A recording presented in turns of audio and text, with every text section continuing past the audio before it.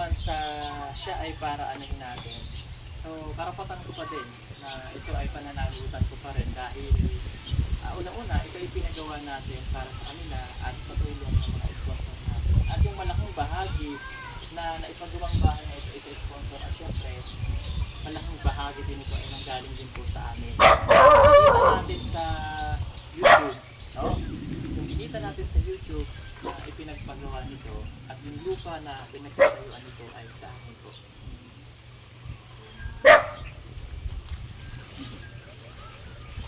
So makikita nyo talaga ngayon, talagang dahil libre mo yung 8 months na walang nakatira, abandonado. So yun po yung bahay po ni Ate Linlin. At dinala po ni Idol Bugong Biyahero. So chinik po kasi hindi na sila umuwi dito. Ayan, kasi ano po, yung bahay po ay may napabayaan na. Ayan. So sayang naman po yung bahay po nila mga kababayan. So ayan. Dinalaw po ni Idol yung bahay. Ang dami pong tanim dito ni Ate Juby. So magkapit-bahay po kasi sila ni Ate Linlin at Ate Juby. So yung mga tanim po na ito kay sa pamilya po ni Ate Jubilin. So masipag po silang mga mag-anak. Ayan, meron silang okra, mga kamuting kahoy, ayan. Tapos meron din silang mga kamuting bagin at ayan, kalabasa. Yung mga kalabasa din po silang tanim. Ayan, may mga papaya, may saging, ayan, may ubi. Ayan po, may ubi din po siya dyan. Ayan. So marami silang tanim din sila Ate Juby. Ayan. Dami pong panim. So ayan po si Idol Bugong Biyahero. Tapos sa taas po nito ay si Ate Juby. So dito po yung bahay po ni Ate Juby. Sa taas. Ayan. Ayan po ang bahay po ni Ate Juby. Ayan. So magkapit bahay po sila ni Ate Linlin. Ayan. Kaso lang ang problema po ay hindi na daw umuwi si Ate Linlin dito. Yung pamilya niya. So sayang po talaga yung bahay. Kasi maraming taong nangangailangan din. Ibang sponsor na bakit hindi na lang pagkakita sa iba. Dapat namin hindi kasi ganun ang galingan dahil pero kung hindi mo ito titirhan sa loob ng isang buwan at malaki, Ayan, may tanim din po silang sili. Oh. babawiin ko ito. Karapatan to yun. Karapatan namin na sponsor na Ayan, pagkakita. sili. Una, wala kang pinangahawakan na titulong ng lupa. Wala kang pinangahawakan na ay mapapa sa iyo ng dahil una-una pinag-usapan natin kapag kayo ay sumuway or nagkaroon ng problema hindi nyo inayos. Kapag wala ka natin Kaya dito po yung bahay po ni Ate Juby. Ayan. Ako sa Ate Juby, kamusta na kayo? Ano ito? Ano kayo? Kakati yata kayo ng manok ah.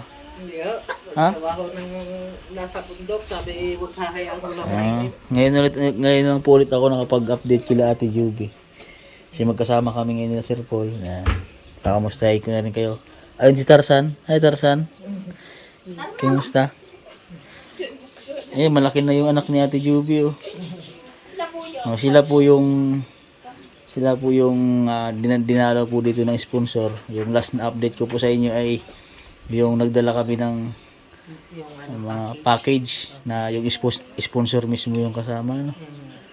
Ayan. Si Wew, kamusta ang pag-aaral Wew? Nag-aaral ka na? Kamusta yung pag-aaral ng mga bata Ate Juby?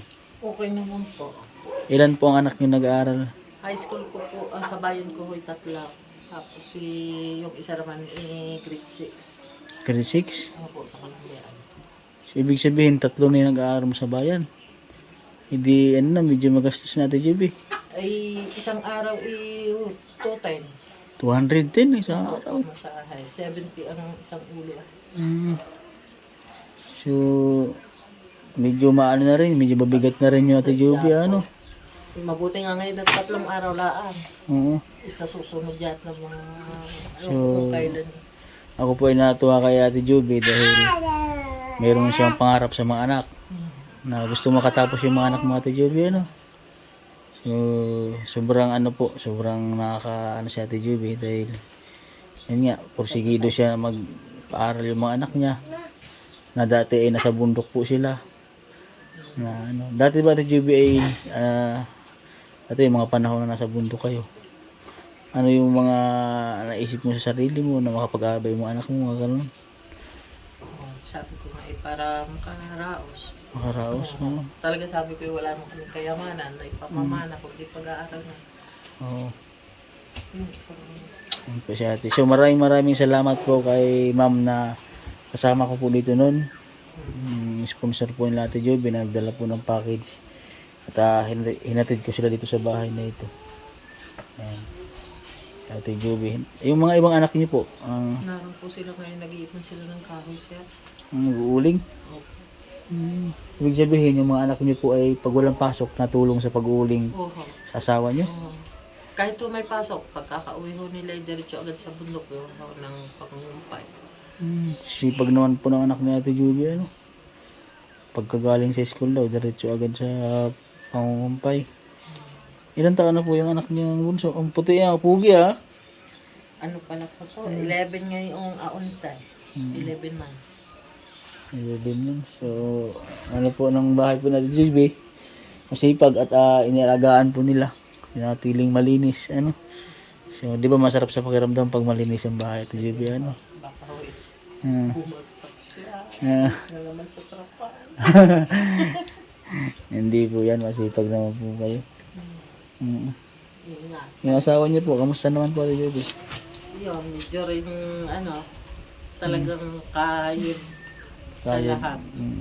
Sobrang sipag ng kanyang asawa. Ano? Ginagamit. So, natuwa po ako sa inyo, Ate Juby, dahil marami po kayong pananim. Mayroon po kayong mga kamuti. Tsaka, yan, mga okra, no? Sa inyo po, lahat ng pananim na yan. Oho. Ay, Ang dami, ano?